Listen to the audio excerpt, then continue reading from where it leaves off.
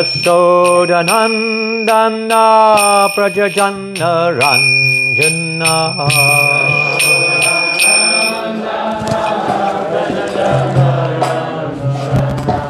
Yasodanandana Prajajana Ranjana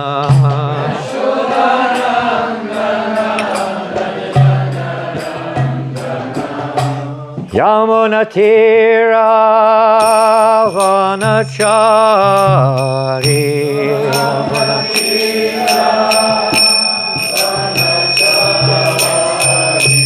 Yamunatira Vanachari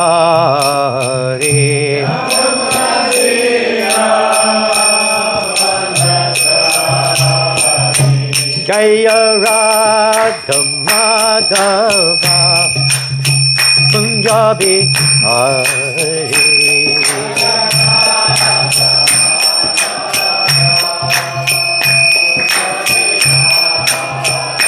Jaya Radha Madhava Punjabi Hari Madhava Punjabi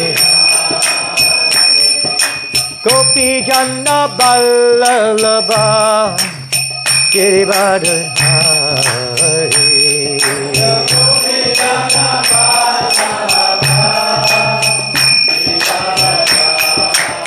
Yasodanandana Prajajana Ranjana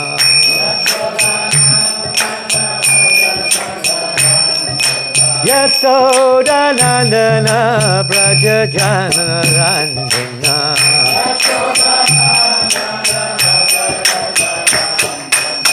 Yamuna Tira Vanachari Tira Vanachari Yamuna Tira Vanachari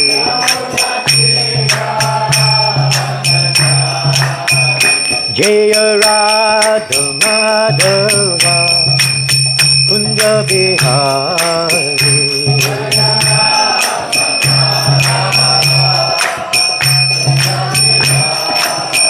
Jaya Radha Madhava Kunja Bihari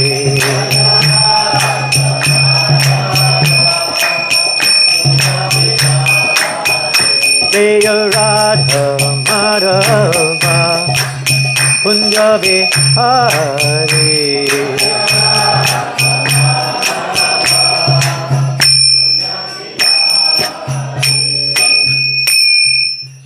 Jai Om Vishnu Pada Paramahamsa Parivrajagacharya Shtotar Sadashri A.C. Bhaktivedanta Swami Prabhupada ki Jai Srila Prabhupada ki Jai Shri Gauranitai ki Jai Shri Shri Krishna Balaram ki Jai Shri Giri Govardhana ki Jai Shri Shri Lakshmi Nrsingadeva ki Jai Shri Shri Radha Govinda Madhava ki Jai Shri Grintaraj Srimad Bhagavatam ki Go Premanande. Oh, glorious to the assembled devotees. Oh, glorious to Sri Guru and Gauranga. Oh, glorious to Srila Prabhupada. Nama Om Vishnu Padaya Krishna Prashtaya Bhutale Srimate Bhaktivedanta Swaminiti Namane Namaste Saraswate Deve Gauravani Vacharine Nirvasesha Sunyavadi Pastichade Shatarini. How many devotees do not understand English? 2. Can we have a devotee who's good at translating French to English sit with them and translate? Is it possible? Is that okay, Nitai? Are you going to do that? So if you 3 can sit somewhere, wherever is convenient. We have a busy day and some of you are going to visit the famous chateaus of France today. Holy places, tirthas. I'm not sure what type of spiritual benefits you will get, but at least it's a memory. I'm not sure if that memory will help us to go back to Godhead, but anyway. Coming to France means seeing a few of the sights of France. the Eiffel Tower, and when you go to Paris, and different places in Sacré-Cœur and Arc de Triomphe, and all these wonderful places. And around here you have to go to the holy chateaus, Chambord, and other amazing buildings. We have to take Prithu Prabhu. I don't know if he's here today. Where is he? He was here just now. Someone has to take Prithu before he goes to visit. He is here. Let's see. Live a long life. But now we're going to visit somewhere else. We're not going to visit a chateau of this world. We're not going to visit a tower of this world or an arch of this world. We want to go to visit another world. And I see today, the verse is a very historic moment, actually. It looks like it was the first verse of the 10th canto. Is that correct? This is a very, and this doesn't happen very often. Perhaps this is your second round of reading Bhagavatam. I don't know. In France, in New Mayapur, how many times you've gone through the Bhagavatam in class. But this is probably not the first. And today is the wonderful beginning, first verse of the 10th canto of Srimad Bhagavatam. So that would be the subject today. It wouldn't be a bad idea. One of the main intentions of the 10th canto is to establish the personality of Godhead. Not just his existence as an unmanifested, undefined existence of some, whatever, all-pervasive love, God, creator, whatever. No, but a personality, the most sublime, the original person whom we all look for. So it's to establish that personality as the supreme personality of Godhead. Not just Godhead, but the supreme personality, 10th canto. But right now, all I have in front of me is a board, a wooden board with no book on it. So how will we do that? Perhaps, here comes the book. Jai. Om Namo Bhagavate Vasudevaya. It's the wrong book. Om Namo Bhagavate Vasudevaya.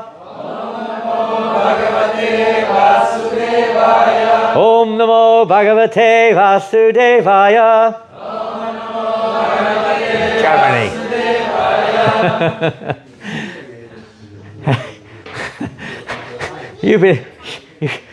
You've been in Germany too long. They put their fingers in their ears when they hear the Hari Nam.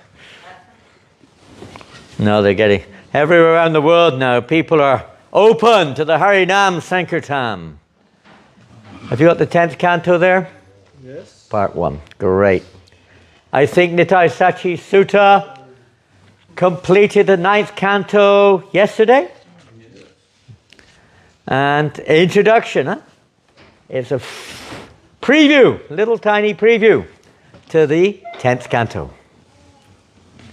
So today we're on the 10th canto of Bhagavatam, chapter 1. And we're not going to read the summary. It's a very long summary. The summary is simply a... where are we? Chapter 1. Well, oh, wait a minute. This is different. Okay, there's a summary of the 10th canto, which is chapter by chapter summary. We're not going to read that. And we're not going to read the introduction either. The introduction to the chapter. It's very long.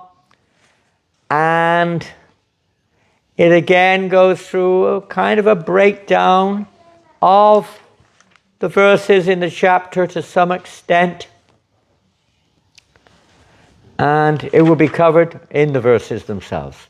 So we're going to today go on to text number 1, which is on the board, I believe. Text 1 on the board. Shri Rajovacha Katitaha Vangsha Vishtaraha Bhavata Somasurya Yoho Ragyang Cha Ubhaya Vangshanam Charitam Parama Adbhutam Shri Rajovacha Katito Vangsha Vishtaro Bhavata Somasurya Yoho Ragyang Chobaya Vangshanang Charitang Paramadbhutam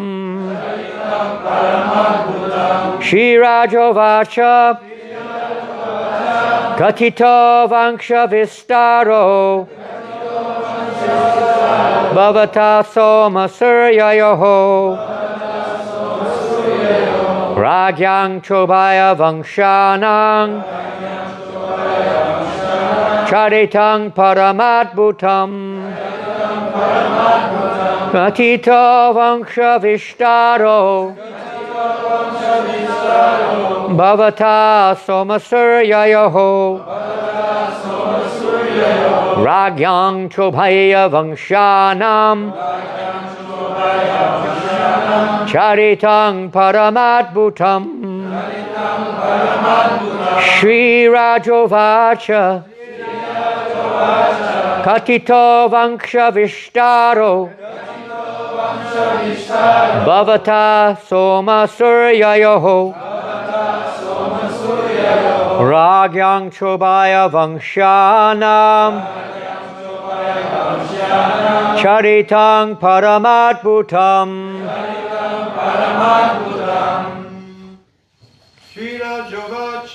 Shira Jovacha Katito Vangsha Vishtaro Bhavata Soma Suryayoho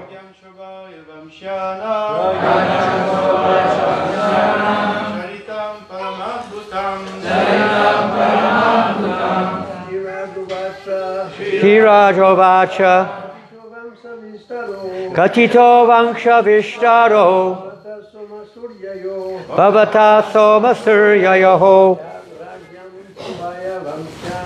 Ragyam Chobhaya Vangshanam Charitang Paramadbhutam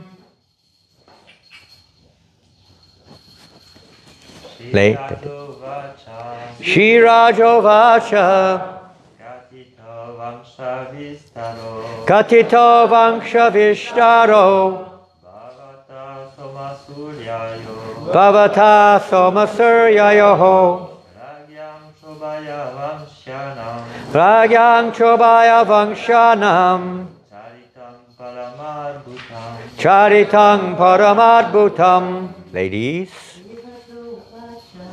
Virajovacha Katito Vangsha Vishtaro Bhavata Soma Suryayoho Ragyang Chobaya Vangshanam Charitam Paramadbhutam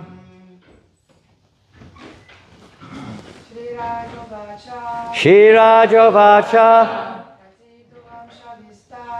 Katito Vangsha Vishtaro Bhavata Ragyang Chobaya Vangshanam Charitam Paramadbhutam Shri Rajovacha King Parikshit said Katitaha has already been described Vangsha Vishtaraha a broad description of the dynasties Bhavata by your lordship Soma Suryayoho of the moon god and the sun god Ragyam of the kings Cha and Ubhaya both Vangshanam of the members of the dynasties. Charitam, the character. Paramam, exalted. Adbhutam, and wonderful. Translation and purport by Srila Prabhupada. It is quite a long purport, so please try to bear with us. Are you okay with the translation, Nitai? There is no books in French, but I will. As you like, if they can read the book, jolly good. Pardon? Huh? There is no French. Pardon? Kent Canto? You have it on your mobile. Okay, well there are books, 10th Canto in French. It should be available. Try to find one copy for the temple at least. Of course, the new Bhagavatam set does have this volume inside. Oh, really? Mm-hmm. The new Bhagavatam translation, well, it was done a long time ago, went up till the 13th chapter of the 10th canto. That's where Srila Prabhupada finished his translations. King Parikshit said, "My dear Lord," who is he talking to? Sukadev Goswami. "My dear Lord, you have elaborately described the dynasties of both the moon god and the sun god, with the exalted and wonderful character of their kings." Purport. At the end of the 9th canto, 24th chapter, Shukadeva Goswami summarized the activities of Krishna. He spoke of how Krishna had personally appeared to reduce the burden on the earth. How he had manifested his pastimes as a householder, and how soon after his birth he had transferred himself to his Brajabhuma Leela. Parikshit Maharaj, being naturally a devotee of Krishna, wanted to hear more about Lord Krishna.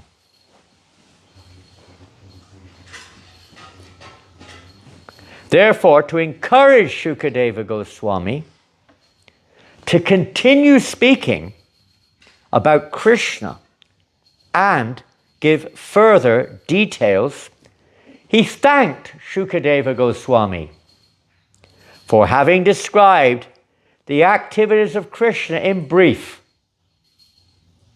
Shukadeva Goswami had said, and we heard this verse, I think Bhagavati was giving class a couple of days ago. She lectured on this very verse. Jato gatak pitri grihadvajam meditarto hadvari punsuta shatani krito rudaro utpadyateshu purushakratubi samije atmanam atma nigamam patayanjaneshu. The 9th canto, this is perhaps 20, I don't know what verse number, 60, I don't know, whatever, 66 I think. The Supreme Personality of Godhead, Sri Krishna, known as Leela Purushottam, appeared as the son of Vasudeva, but immediately left his father's home and went to Vrindavan to expand his loving relationships with his confidential devotees. This was his real business. He had many businesses, but this was his real business. The other businesses had to be done also in order to enable conditioned souls to be eligible to approach this real business, and also to facilitate his devotees who have let's say, a different aspect of devotion to the Lord. Many things had to be done. In Vrindavan, the Lord killed many demons. And afterwards he returned to Dwarka. Interesting statement. Return to Dwarka. As if that's his original home or something. What he's referring to here, we could say, is on the plane of what is manifest. We see it like that for those who are conditioned souls. Krishna appeared in Mathura, which is also considered to be Mathura Dwarka, considered to be, that plane, and his father and mother, they went to Dwarka, and so on. So it's referring to that which is manifest by those who have not eligibility to enter into Brajabhumi, the spiritual realm. So they'll see it like that. For, of course, Krishna never, his real eternal abode is, of course, in Goloka Vrindavan. And the pure devotees always see it like that. A very interesting, one time, Srila Prabhupada was asked, what is the spiritual world like, Srila Prabhupada? And Prabhupada said, this is the spiritual world. You can't see it. Right now, we can only see according to the coverings of our heart, even when we go to what we call the manifest aspect of Vrindavan in India, we see according to our coverings. People in the mode of ignorance see it as a dirty, broken down, austere place. Not for me. Huh? Too hot, too cold, too something or another. Too many monkeys, too many this, too many that. For me. Or they might be so much in the mode of ignorance, they see this is a good place, I can just lie around here and people throw money at me or feed me or something. Something like that. People in the mode of passion will see it as a place for enjoyment. MVT, restaurant, pizzas, pies, this thing, that thing. Girlfriends, boyfriends, you name it. Huh? A nice trip out with of course it's all purifying. Dinabandhu Prabhu telling us all these far out stories. Oh, they're really far out, Hope when I get back, I hope did you get the cigarettes ready? Or whatever it is, Some other thought on your mind, you get a little bit of mercy for sure, a lot of mercy. But we're still not really there. Even those in the mode of ignorance are starting to, try to absorb it and put aside mode of passion and ignorance and just try to hear and chant, and we're aspiring. But we're not really in Vrindavan. The pure devotees, by their mercy, they gave us this opportunity, you can say, by their association. That's why in the Nectar of Instruction is recommended one should go to Vrindavan and there serve. Of course, that's the highest plane. We're not on that plane. But to serve the highest pure devotees of the Lord, that will be mentioned in a minute. But right now, we're just trying to appreciate the process which will enable us to become eligible to see. We hear that in this world it's Gokul Vrindavan. Huh? Sometimes the distinction is there between Gokul Vrindavan and Goloka Vrindavan. Is that right? We hear that. Of course, there's many different definitions of the absolute. They're absolutely one and the same, and then sometimes they appear different, and so on. Different pastimes take place. When Krishna appears in this world, like killing demons, etc. So many pastimes which take place in a kind of a different way, you could say, in the original Goloka Vrindavan, but not like in this world. There are no demons in Goloka Vrindavan as such. There's the appearance or the feeling of their presence to enhance, spice the pastimes, but there's no demons there. But they appear in this world, many pastimes. Krishna doing this, that, the other, going on in this manifest to some extent. We have some through the Krishna book. Now, isn't it amazing that Prabhupada, one of the first books he produced for the Western world was the Krishna book. The 10th canto summarized, huh? the most intimate, practically speaking, of all scriptures. I mean, of course, the acharyas go deeper and deeper, but as far as the general myriad of scriptures is concerned, the ancient scriptures, the Srimad Bhagavatam is the most confidential. Is it not? Everything's there. And Prabhupada put the most of the Srimad Bhagavatam, the 10th canto is like the essential point of the whole Bhagavatam. And inside there, the intimate pastimes, most intimate, are described. And Prabhupada gave this first. Even before, I don't know exactly the chronology, but before many other books. Even the Bhagavatam, at that point we only had the first canto Srimad Bhagavatam available. The Indian edition, Prabhupada's first edition. The Bhagavatam to Srila Prabhupada was so important. One time, we hear usually that Srila Prabhupada went to America with the Bhagavatam. Prabhupada said, no, the Bhagavatam went to America and I went with it. This is so important. I mean, the world doesn't know. They have no idea. We don't have any idea. We're still interested in God knows what. But the Srimad Bhagavatam is like it's a gateway to where we're meant to be. We don't belong in this world. We don't get it into our thick skulls. We don't belong in this world. We're trying hard to make everyone think we do. And you better listen to my impressions and give me what I need. Even in ISKCON, it's almost all like that. Me in the center. How I feel, what I want, what I think. Who cares about that? Only me. We got to think about what does Krishna want? This is like like an infant training ground. We're like infants on the spiritual path. So a little there, but it's also important to at least know what the goal is.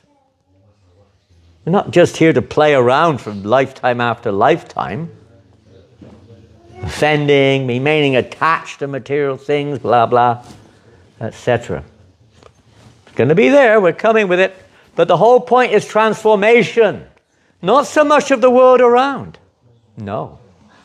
It's the transformation of how we see the world. Not the world. There's nothing wrong with the world. It's how we see it. That's the problem. We see it from my point of view, and you see it from your point of view, and your point of view, and this way we all see it differently, and we argue and fight over it. Even Krishna consciousness. When we're impure, when we're sleepy, we don't see it correctly. We've got to get some rest in. We start dreaming, right? When you fall asleep, it's like, God knows what's going on in there. Wake up. So we're seeing what we see, and we're hearing what we hear, and we're doing what we're doing, and it's all meant to gradually purify the way we see, our consciousness. The consciousness is you could say, the means of seeing or perceiving, feeling, and then consequent reaction of how we judge things and judge people, etc. So to purify that means of seeing, just like we have the spectacle, and without the spectacle I can see, but it's all blurred. It's not clear. Right, Mataji?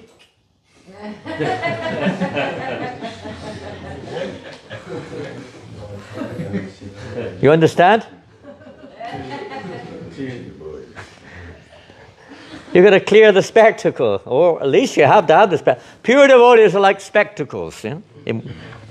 I'm not using it literally, I mean, but they act like that to give us a vision. Om Jnana Timirandasya, an idea. So Prabhupada giving this, and Krishna book is like full-on idea of the essence of existence, the goal of Mahaprabhu's movement. He didn't come to teach, how to go to heaven, how to merge into Brahman. Not even Vaikuntha. Not even Ayodhya. It wasn't his interest. If someone was in that mood, that was one thing. But he came to give everyone a chance to enter. It's like, what can we say? The word is adbhutam here. Huh? Adbhutam? Yeah. Absolutely amazing. This amazing opportunity Prabhupada has given to the world. They don't realize it. How great this Krishna book is. Srila Prabhupada said one time, you know why this Krishna book is so wonderful? Adbhuta? Why it's so wonderful? He said, this Krishna book is so wonderful because I didn't write it. Krishna wrote it. That's how a pure devotee sees. It just, not the instrument sounds mundane, but he just says, transparent media for the heart of Krishna to manifest. Huh? Prabhupada was always like that. And when you're dealing with the material world, you have to come down to a platform sometimes which sounds a bit, what we say, conditional almost. Devotional service starts at that platform, huh? Taking the condition and gradually trying to purify it.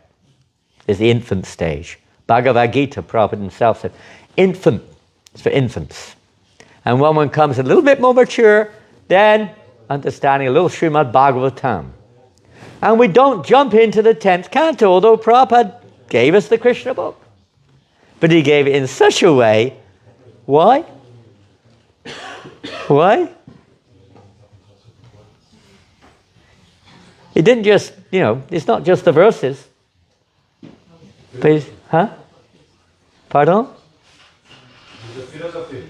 He gave it in such a way that there's an understanding intertwined within. In such a way that it becomes very attractive. It's like probably for persons who are very covered, it's just like some fictional stories which are very funny and interesting, and I don't know what they think. So for someone who's a little bit spiritually inclined, it's very attractive, isn't it? The pictures, my God. When we first saw the Srimad Bhagavatam, the Krishna book, when did it come out? 1970, I think it was first published. I think so. 2 beautiful, big, you don't get that now, big hardbound cover copies. Part 1, Part 2. And so many pictures, paintings, full of paintings. Now they've changed it, more sophisticated now. But I still like those old paintings. I don't know. I'm an infant. I'm not even an infant. Not even there. We've still got our nappies on.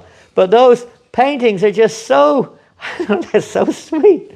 They're so simple and so attractive. You just look at them. Fascinated. What is this? It's attractive. We may not understand it or enter into it. Prabhupada said, just hear it.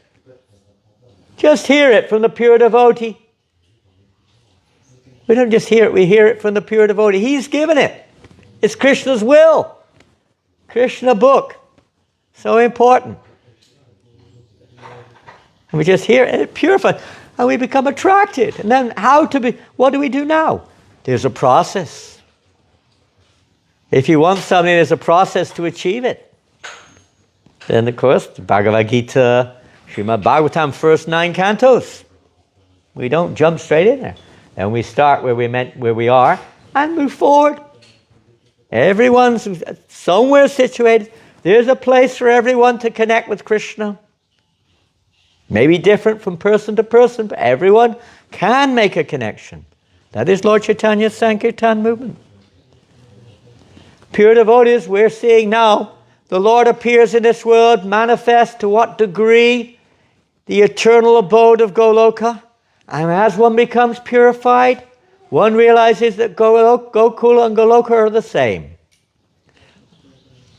From the conditional point of view, we're seeing that the land of Goloka reveals itself according to the eligibility of the seer. And that we generally define as Gokul. But actually there's no difference. As one becomes purified, then, as Prabhupada said, you realize this is Vrindavan. This is the spiritual world. But for the conditioned state, the Lord reveals according to our surrender. He reveals himself, he reveals his Dham, he sends his pure devotees, will they willingly come? He gives the particular path according to time, place, and circumstance. When people are grossly materialistic, then he gives mundane religion, Naimitya Dharma, temporary religion. The world is mostly familiar with that, at most, at best, to some degree. If the religions of today, they haven't really got much understanding beyond that. Some piety, some regulation, some fear created there to restrict our misbehavior, and some little bit of objective goal, love of God. But what that means is almost totally absent. Almost. So when one's more eligible, or at a certain time Mahaprabhu has appeared to give that which is not normally so easily available, even to unqualified persons, but somehow or another, Lord Chaitanya Mahaprabhu has made this available in this age that we're in. And Prabhupada has given the essence in the Krishna book, boom, straight in there. The goal right away. But he's given the means as well.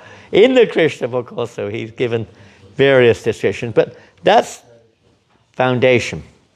I'll read the rest of this. I won't. With your permission, I'd like to carry on with this purport tomorrow. Is that okay? I know it's normally CC, but it's the beginning of the 10th canto, and it's quite a topic. We can't cover even the whole purport, but to speak of the commentary.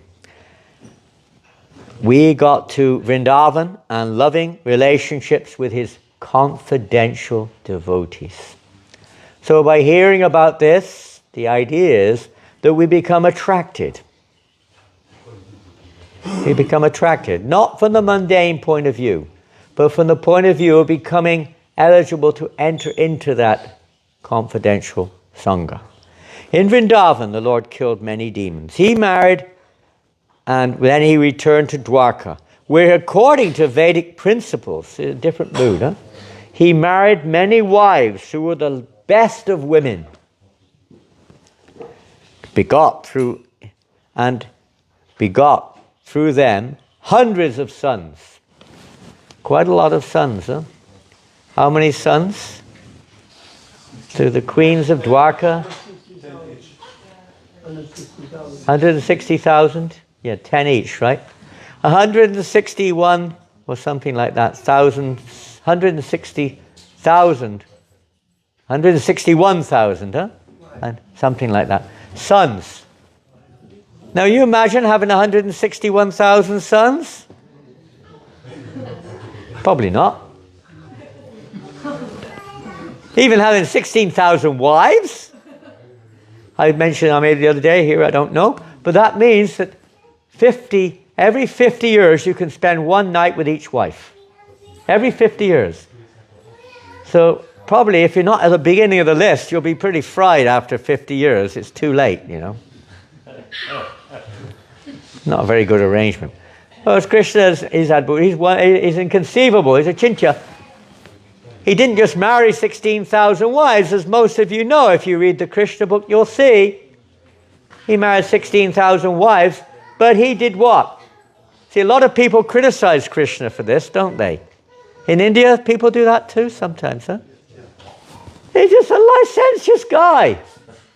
He's just a sex monger. Lusty guy. Yeah, Where do they get that from? Where did you get this from? I read it in that Bhagavatam or in the Padma Purana. 16,000 wives. Can you imagine? What type of God is this? How can he be God? Right? When you think about it, who but God could do that? Can you do that? Can you do that? Oh, you changed? No. Oh, you're a man. Okay. Can you do that? No. Can you marry one wife? Maybe. Not easy. That's not easy. Well, one husband, if you're in a female body in this lifetime, we get so hung up the body but generally speaking, if you're in a man's body now, you were probably in a woman's body in your last life. And if you're in a woman's body now, you're probably in a man's body in your last life. So what are you? You get so hung up with this body idea of, being this body, you're just making your own future material body, that's all. So how can any ordinary person, okay, maybe some powerful demigod, but you have to read the whole verse, I think, if you want to come to a conclusion about Krishna and his godhood, isn't it? It's not that he just married 16,108 wives. It's not that he just made, 161,000 boys. He had daughters too. You don't hear about that much. It wasn't, who on earth would they all marry? He had daughters also. Not so many in his case. He had one, it says one by each wife. So that would come to 16,108 daughters also. Right? So quite a big family. Quite a big family. Imagine having birthday parties. I mean, non-stop. Non-stop. Getting them married, my God, how you have no time for thinking. You think you're busy as TP? Relax. Can you imagine? What did he do? I mean, if you really believe this, you have to believe the whole thing, not the part. Don't be a chicken. You have to believe the whole thing. What else does it say in those series of verses? He multiplied. He multiplied? He was doing arithmetic. He studied mathematics. He studied multiplication. Explain it further. Huh? Multiply, what does that mean? Expanded. He expanded, got bigger and bigger and bigger? Can explain it. Be specific. He built a castle. No, but each. He built straw huts for everybody? No. Castles? Chateaus? Yeah. More or less. But what did he do personally first? You married 16,108 wives. You'll spend your whole life just getting married. What did he do? Simple question. Come on. He expanded. Yeah, but what does that mean? He expanded. Specific. To 16,104. Yes, he expanded himself 16,108 times. Can you do that?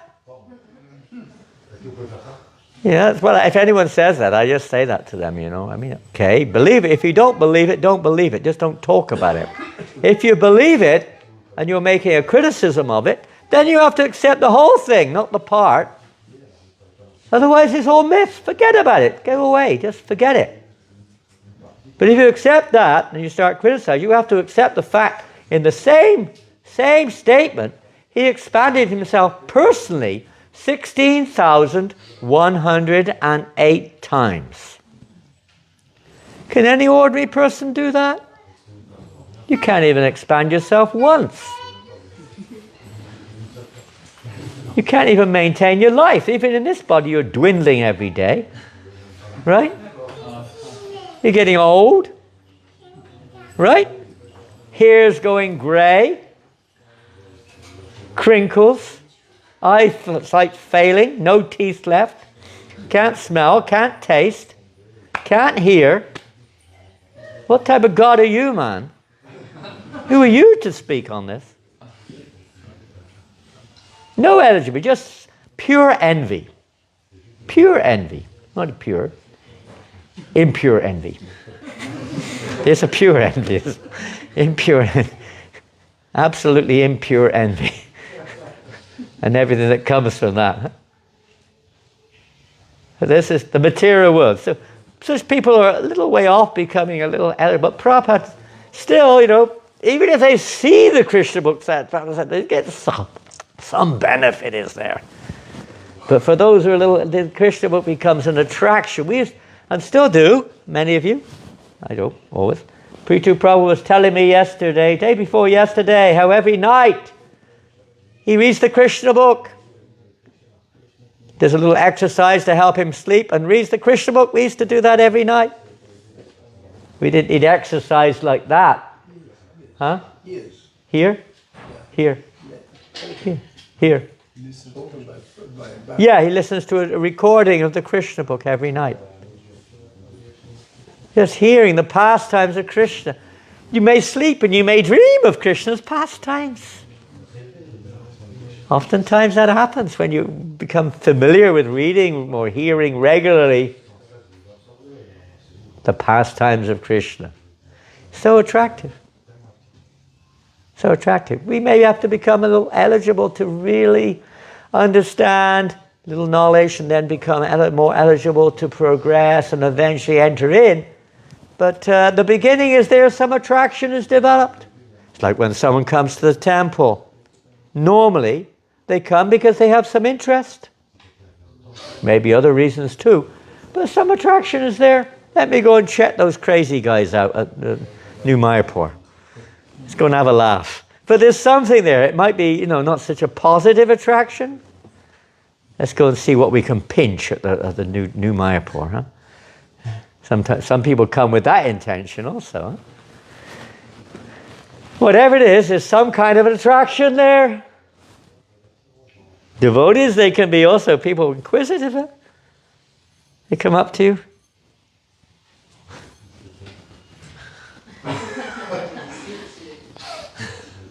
What are you doing? Who are you? What are you dressed like this for? What's that stuff on your nose? Why you got that thing on your head? What's this all about? There's something there. It's not very, positive, but something is there. And they make a little start. Some little attraction is there. And then they remember it. It stays in their memory.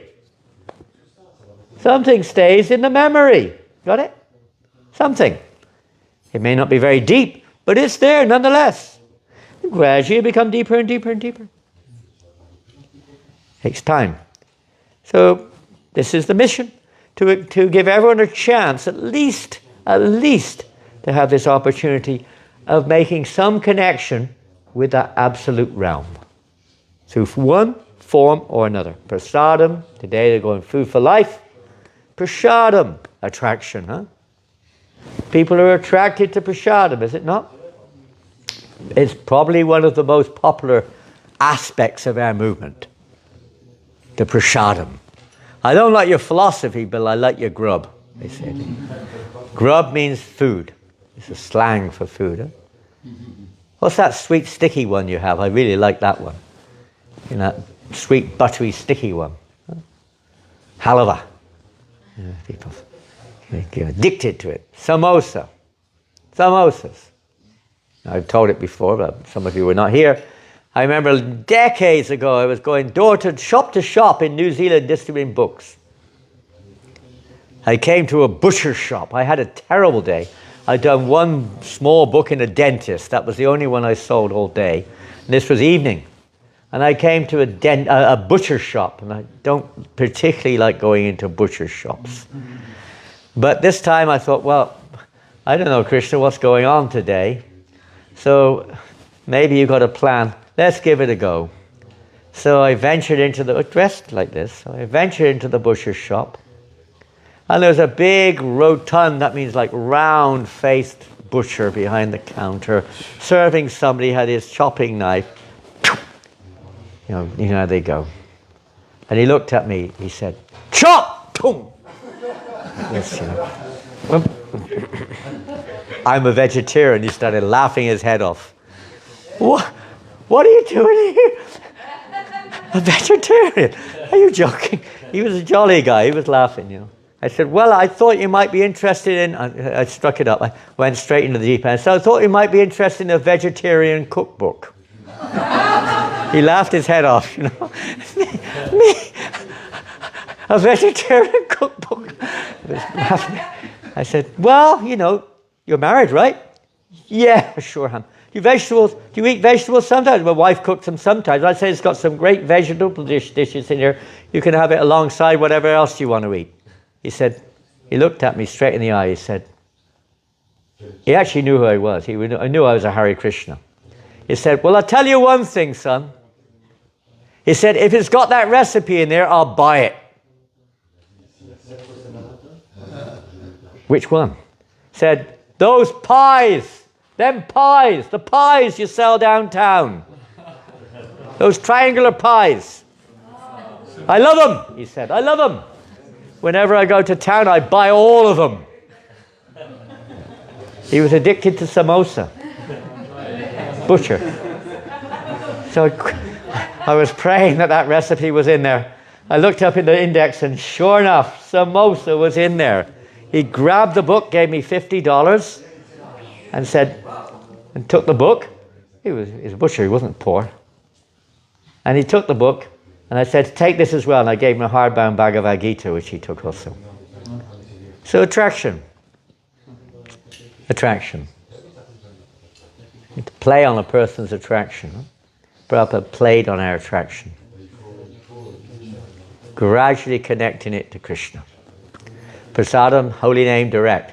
Other things may be a little indirect, give a donation, this, that, the other, service, so many things. But somehow or another, becoming attracted to Krishna. This is the essence. At our stage, it's not the mood of spontaneous, irresistible, unimpeded, uninterrupted, loving attraction to Krishna and nothing else. No, it's not. We're not on that stage. We'll talk about that tomorrow, if Krishna allows. But that attraction must be created. How to attract people to Krishna consciousness. You don't expect that they're going to go the whole way, but somehow or another to give some little attract, some little favorable thought, even unfavorable, but better favorable impression of something to do with Krishna. Prasadam is a great one.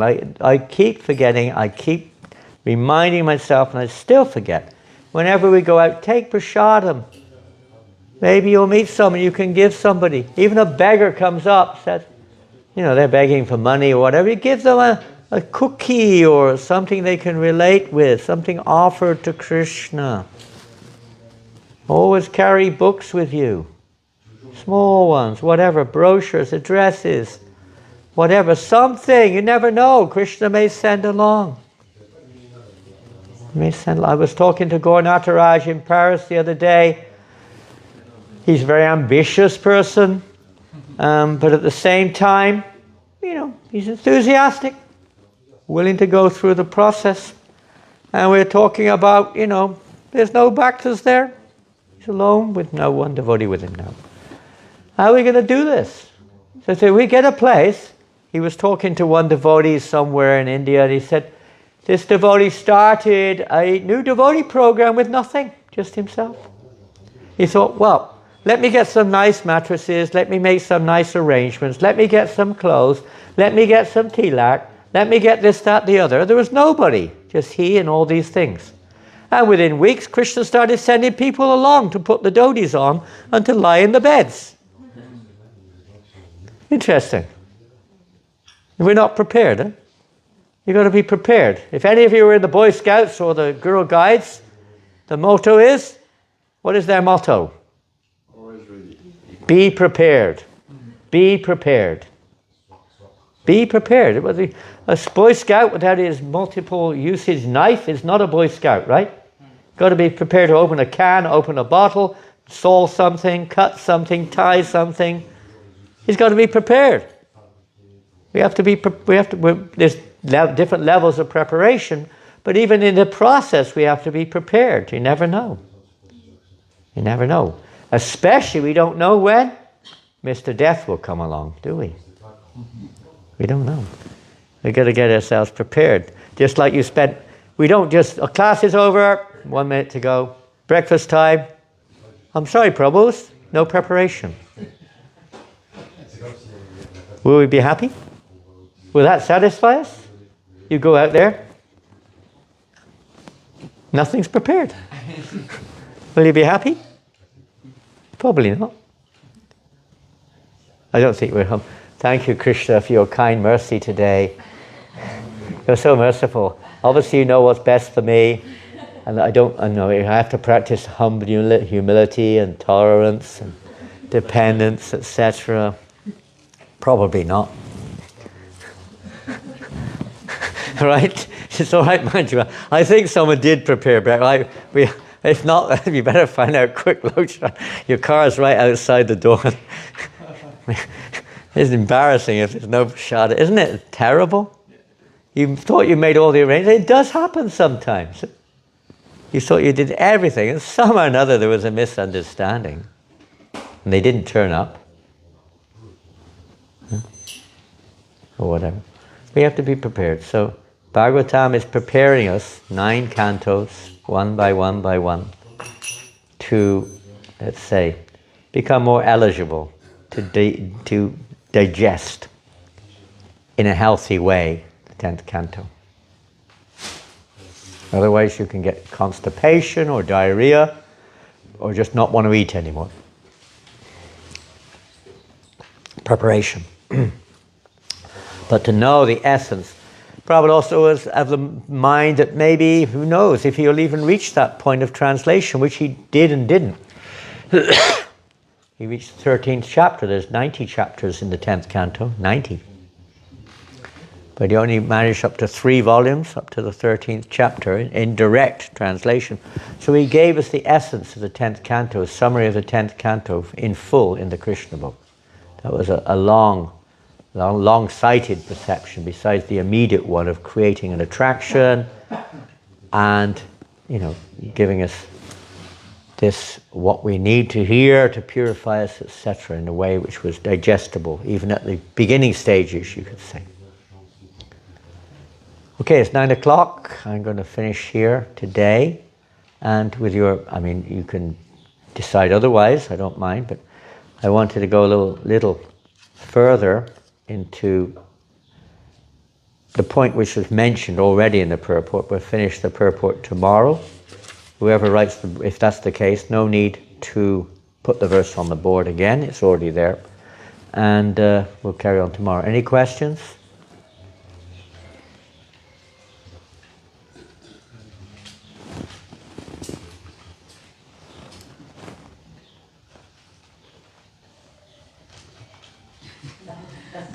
You'll find out tomorrow. What I just said, any questions, is the subject tomorrow. Thank you very much for the class, especially for the Krishna book. It's wonderful. And George Harrison paid. Excuse me? George Harrison. George Harrison, yes. Paid the first edition. George Harrison. And he wrote All you need is love. Love is all you need. They had the Beatles, a famous song, huh? All you need is love, love is all you need. The essence of that, we can see his own commentary in the beginning of the Krishna book. He writes this, huh? Or it was written and he signed it. And he gave the donation. That's a long story of Shyam Sundar Prabhu tells of how he asked George Harrison for the donation for this Krishna book. That's another story, some other time. George Harrison sponsored or paid for the first printing of Krishna book. And sometimes we think, I've read that before. What else you got to read now? Oh, I'll read Vidagdha Madhava, Lalita Madhava, Jwala Nilamani. Give me some interesting stuff. I've read the Krishna book already. What next? If we say that means we have not read the Krishna book. It's also interesting that when this happened, when he got the donation, there was a sculpture of the Queen was sitting there. Huh? The sculptor, the artist who makes the coins for the Queen. Oh, he was sitting there too, yeah. Sitting there. And so it relates to another story that when he was actually, the Queen was sitting for him to make a painting. He gave her the Krishna book.